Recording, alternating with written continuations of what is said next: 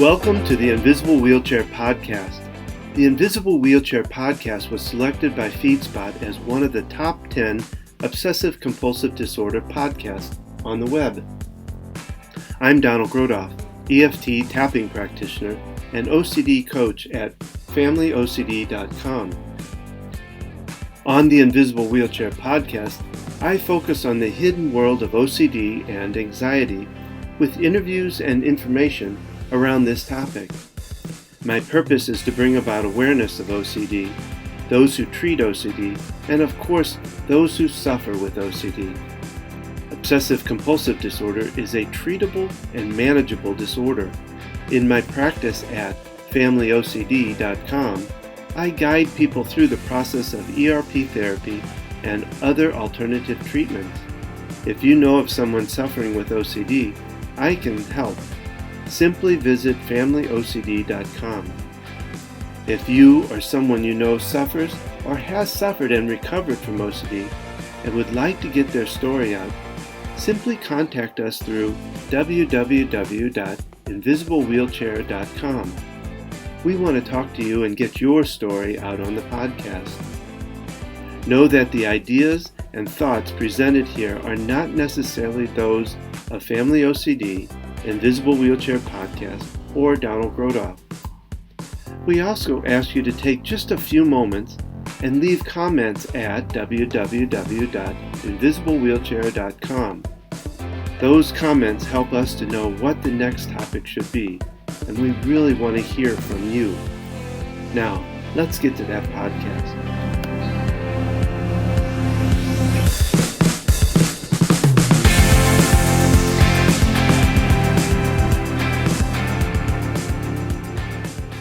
It is my true pleasure today to be able to introduce you to Steve Strothers.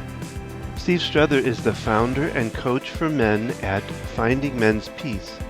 Steve has a passion for helping men live better lives in deeper connection with peace, joy, and their own inner strength. Steve helps men connect to their authentic selves through a process of learning and discovering aspects of masculine archetypes, masculine and feminine energies, building inner strength, following joy as a spiritual practice, and more. He does this through group teaching, coaching programs, one-on-one coaching, workshops, and retreats. For men who are curious about how to move out of a place of frustration or overwhelm in their lives, Steve is here to help. Let's go to that interview now.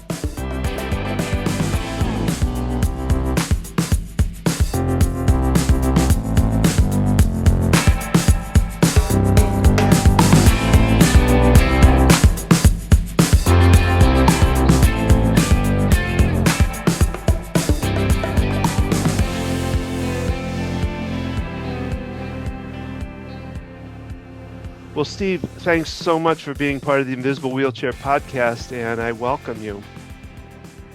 Hey, thank you, Don. It's great to be here. Thanks for inviting me. Well, Steve, as I do with anybody I interview, I ask them to kind of give I want my audience to get kind of a personal view of you, kind of get to know you a little bit by telling maybe a little story about yourself, how you got in this. Can you do that for us? Sure, absolutely. So yeah, I've had an entrepreneurial spirit for a long time, for ever since I was a kid, and I have also just felt a calling since I was a kid, actually, to help people in some way, and really had kind of buried both of those things for a long period of my life.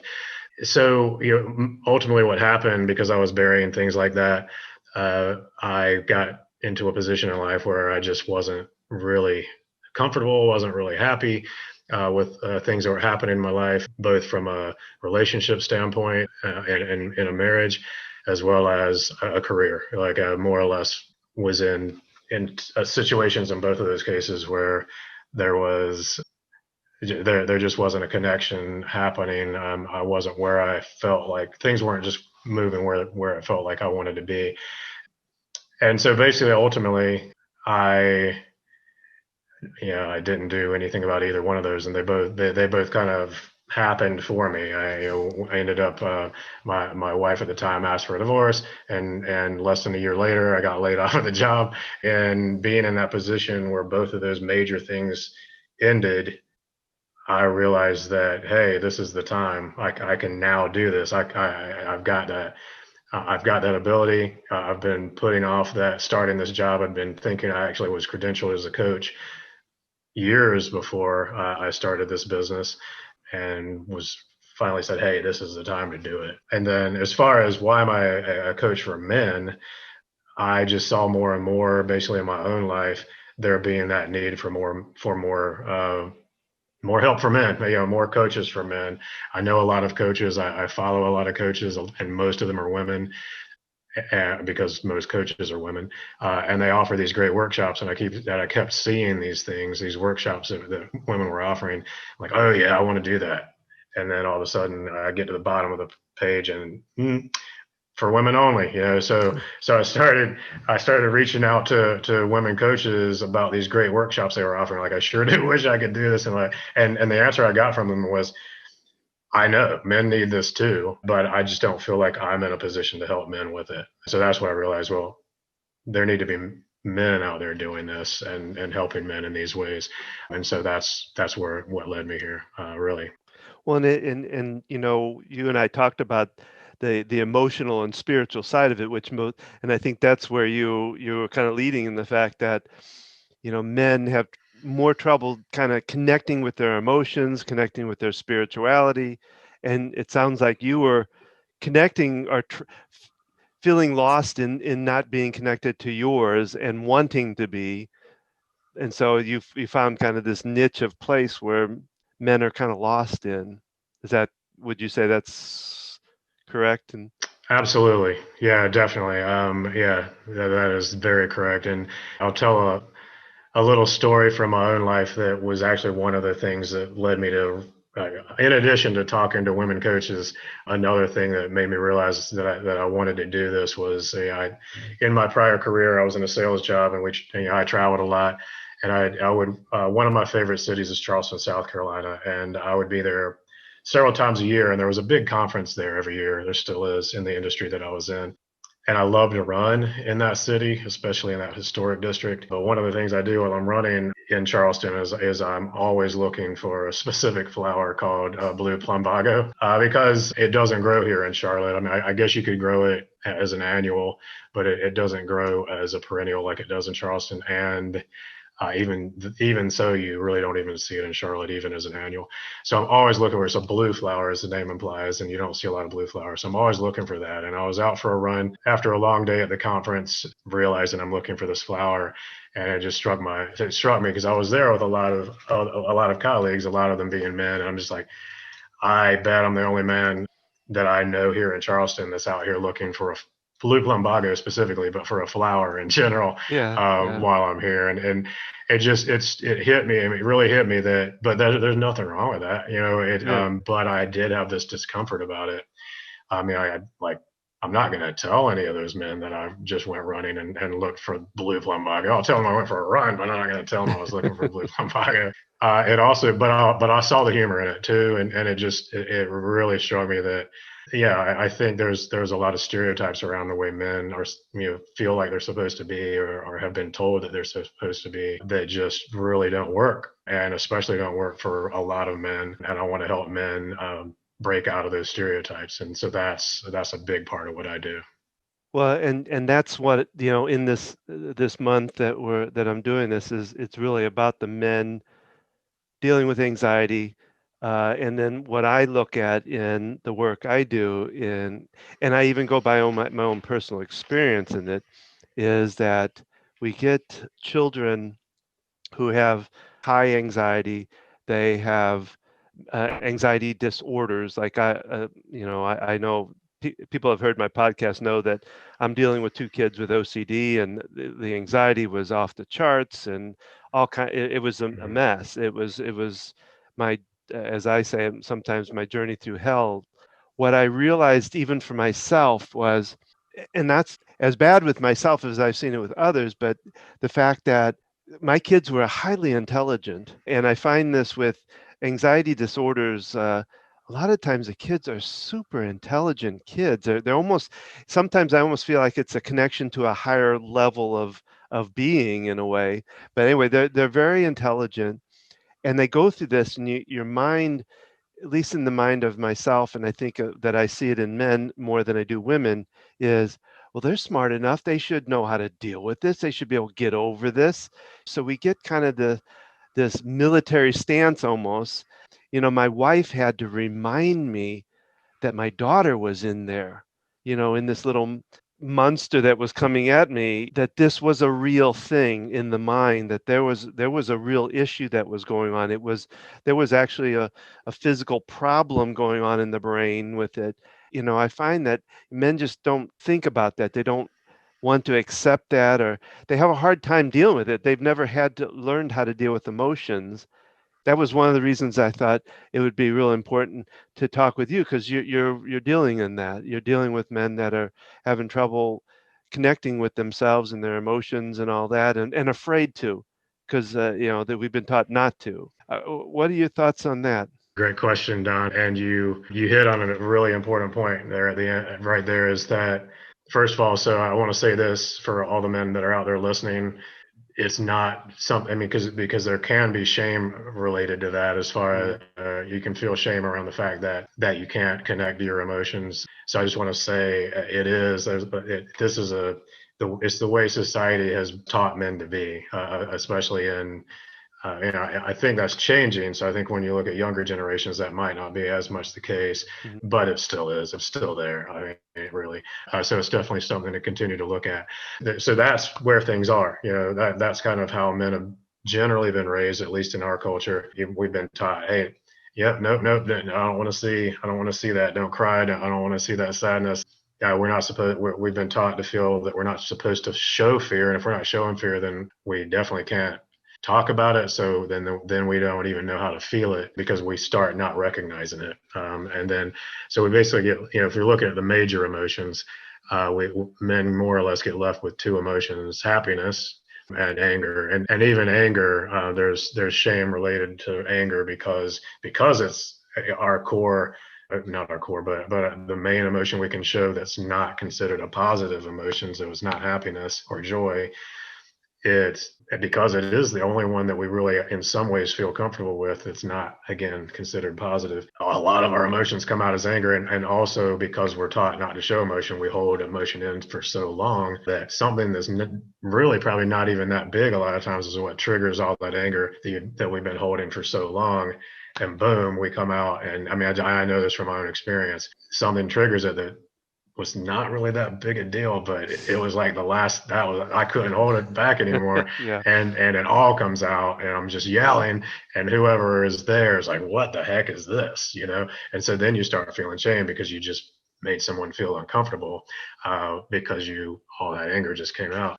What happens is, and what, and in the scenario you just described, Don, is when people in our lives, like our kids or our spouse or anybody that's significant, or anybody in our life, someone at work is expressing an emotion, and if we're not comfortable with that emotion in ourselves, then we're not able to relate to it, especially not as much as that person might want us to. The closer that person is, the more obvious it becomes over time anyway, because you wind up in that scenario with them a lot more often. Let's use anxiety as an example, because anxiety really is a type of fear. It's just a type of fear exhibiting itself. And so if you're seeing a lot of anxiety in someone, and you're not comfortable with anxiety in yourself, or you're not comfortable in fear with yourself, then you cannot hold space for that person in that time of anxiety. Like if you're in conversation with them and they're expressing something that is anxiety, but you're not comfortable with your own anxiety, you're not able to relate to it, because it's scary. Because again, I mean, really, it scares you. I'll use another one: sadness. This used to happen to me in my prior marriage a lot. I didn't understand it at the time, but my wife at the time, something would happen. We'd be in a conversation, and she'd be really upset. She would start to cry. And so she's really expressing a lot of sadness, and I'm not comfortable with sadness at that time. I was not comfortable with sadness in myself, and I especially wasn't comfortable expressing it, especially in the form of crying. When it got to that point, I basically would freeze up. What do I do here? I mean, and men do also have that. I want to fix this. I want to find that solution and make it better right now. That's so often the case that that's not what the person actually wants at that time. They just want to express themselves. They want to express that sadness, or they want to express that anxiety. In looking for that answer right away, you're actually not allowing them to. And because also you're looking for that answer in something that you're not comfortable with in yourself, you're not likely to find the type of answer that they actually might benefit from. So it kind of just boils down to that. And again, that's something I learned, from my own experience, but I didn't learn it until after the fact. In this case, I was never what I would say good at holding space around certain emotions for my wife at that time. And it wasn't until I started working with a coach specifically on work with emotions, identifying emotions, processing and expressing them, that I actually realized that. I'm like, oh, wow. And it wasn't until I was digging into that and looking at I use sadness because that's where the realization hit me. Where I was working with a coach and I started crying about something which I never would have done at any point before that period in my life. And it didn't happen right away, but I'd say a few weeks down the road, I realized, wow, now that I can do that, I can understand it in other people a Yeah. lot better. So Yeah, that that way I'm able to, empathy. Yeah. yeah, Well, it was interesting that you said about the two emotions that men have. I go through that. I That's an interesting point that I talk to my clients about, both men and women. This idea that we are taught with what strength is, what being strong means, and that's exactly what I say. We only are allowed two emotions in most, from what norm of society has built with us, is anger and happiness. And what I always say is happiness, but don't go too far with that happiness stuff. yep, You're only yep, allowed a certain threshold of that.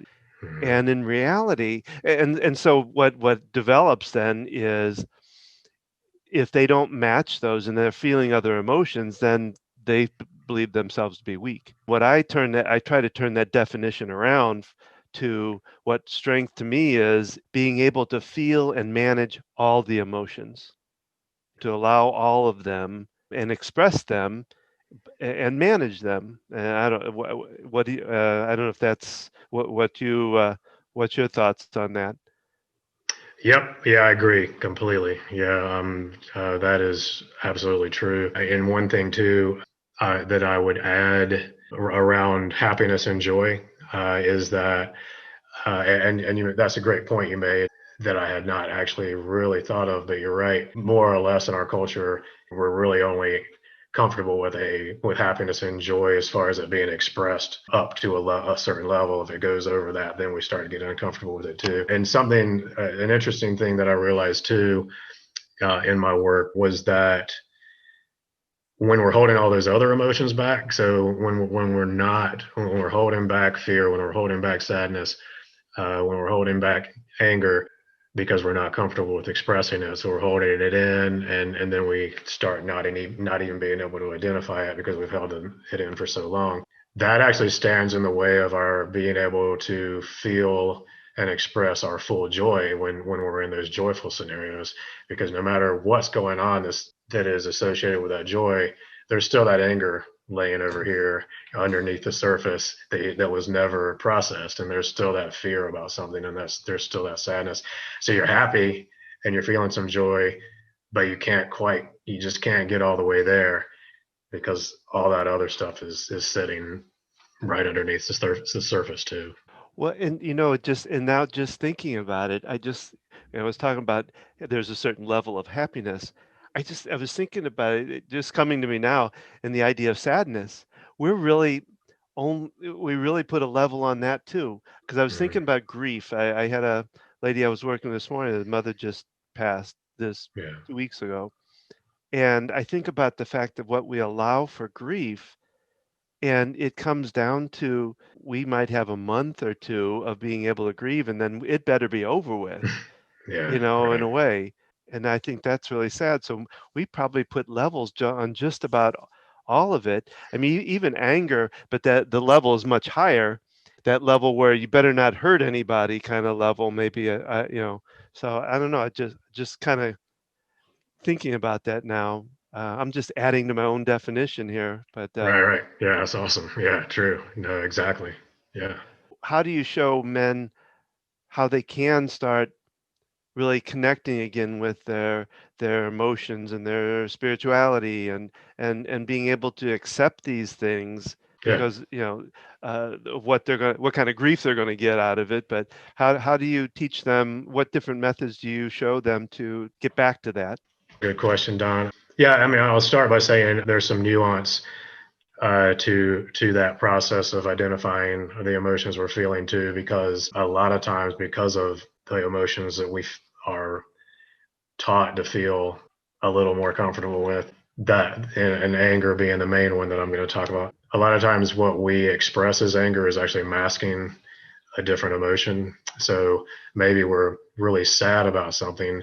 More or less, we don't have the capacity to show that sadness because we've been taught to not show sadness. And so instead, we get angry about something. We get angry about something related to it.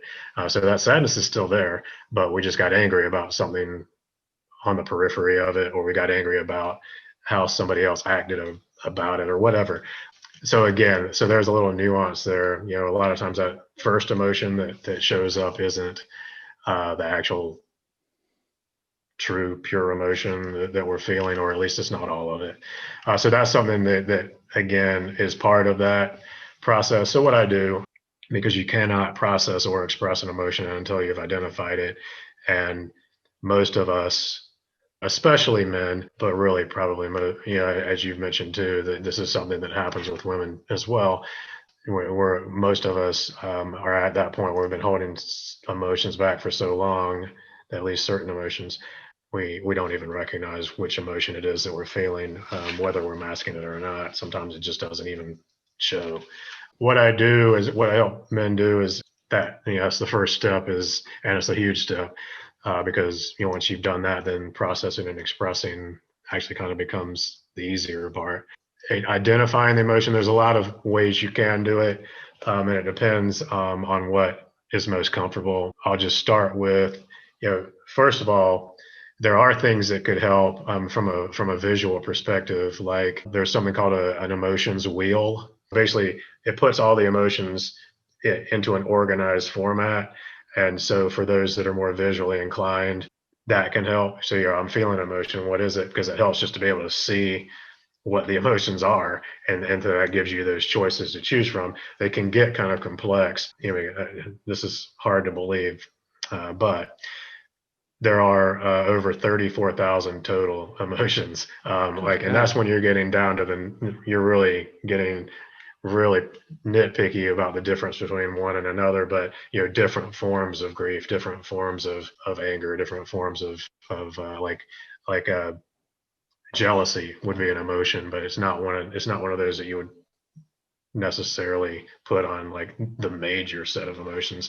So I recommend, if you're going to look at emotions wheels, probably to start with a more basic one that maybe starts with just the eight primary emotions, so that kind of thing, which are joy, sadness, acceptance, disgust, fear, anger, surprise, and anticipation. But you can see even there that some of those are related. So that's one way. I mean, again, that's especially good for a visual, someone who learns better visually. Another is, so again, most of these start with knowing that you're feeling something, and so, but not able to identify it. So another option is to look for the cause. So you're feeling this, and think back, looking for the cause, more or less. A lot of times, if you don't immediately know what it is, then it means thinking back on recent events until you figure out when the last time you did not feel this way was, So what happened right after that, and identifying the cause can help you identify the emotion, and because that way, oh, okay, this person said that, and it brought up something that didn't make me happy. I felt kind of sad, and so that you get to the fact that it's sadness that you're feeling. Another is where in your body are you feeling it, and this is one, at least for me personally, it was hard for me to relate to right away. And I actually think that's probably true of a lot of men. I mean, we aren't generally taught, where are you feeling, or where are you feeling something, period, but especially to connect to things in places other than our brain or our mind. For those men that it would be helpful for, if the sensation you're feeling is in your belly, a lot of times that's fear. It also could be joy, and the good news is you can tell the difference between those two fairly quickly. If you're feeling anger, you're usually feeling it in your shoulders, your back, your face. You're getting flushed. That's a lot of times a sign of anger. Stress in your shoulders and back. Sadness, a lot of times you feel in your chest and throat. How sometimes you get that, like when you're really sad, and especially because we don't want to cry. A lot of times we're holding that back, and so you feel it in your throat because there's that cry wanting to come, but it's not, because you're holding it in and you feel it in your throat. Another would be, what action do you feel like taking? So if you're feeling like you want to fight, then you're probably a good chance that you're feeling fear. You're in a position where you feel like you need to fight your way out of something. You're backed into a corner kind of thing. If you feel like you want to attack, then you're probably angry. Like, something just made me angry, I don't want to go after it. If you are wanting to hide, then that could be shame. You don't want to show that you're ashamed, and you don't want to show up with it. That might appeal to some people as far as, what part of the where in your body are you feeling it. But as I said, I think a lot of us, and myself included, doesn't resonate with you right away. I am a lot better at that now. I've been working a lot more on feeling things in my body, and not always being in my head about things. There are a lot of other ways too. So some others are, and these are really quick. One is, you can give yourself a multiple choice test. Basically, you're feeling an emotion, and then so give yourself options. Like, is this anger? Is this fear? Is this sadness? And just feel which one it feels like most. So that's an option. We eliminate it. If it's none of the three, then go to the next group of options. And then the other involves other people. Get feedback from others. So describe the scenario to them. How's it feeling to you? What's happened recently? And see what they say. Well, when I feel that way, it's anger. And the other one, very similar to that, describing the scenario that brought the emotion. So maybe you're feeling the emotion, you're not sure what it is, but you remember that the scenario you're in. Describing that scenario to someone else, and then having them give you feedback on, oh, in that scenario, I would feel this way, or I usually feel this way. So those last two obviously involve having some people you trust around you, whether it's a spouse, significant other, a really good friend, that type of thing. But those are just a few options that help you start identifying the emotion. Once you identify the emotion, processing it is the next step, which is, once you have it identified, processes it just involves really the number one thing is admitting it's there. Yeah. and feeling it. Just feeling it internally. Expressing it involves you letting it out in some way, but the nice thing is, expressing it, you learn along the process to express it in some type of productive way. It has it's been a joy to talk to you. A lot of good information. I'm sure we could talk probably a good hour or so or more, Right. on this, because there's a lot to it. But I think we covered some good stuff here, because I think it's important for men to start getting back in touch with themselves, and not feel ashamed with it. If you could let the audience know, what's the best way to find out more about about yourself and what you do? Yes, the best way is to visit my website. So the name of my business is Finding Men's Peace. My website, however, is peacefulmen.com. So you go to that website, just kind of read my welcome page, read my about page. If you're interested in looking at the offers that I have, as far as I offer group coaching, group teaching and coaching, as well as one-on-one coaching. There's a services page there that you can look at to learn more about that. You can send me an email at steve@peacefulmen.com. And for those that are more comfortable by operating by phone call, you can call me. My number is 704-794-8590. Well, Steve, again, I want to thank you for being part of this. It's been a wonderful conversation, and one I think it's necessary, both for what I do and in the field I work in, but also for what you do. I think it's a good conversation to get out there. So thank you for being part of this. Yeah, absolutely. Glad to be here. Thanks for inviting me, Don. This has been great. I'm excited about this. This is fun. Thank you. This concludes this podcast. We really would appreciate your comments.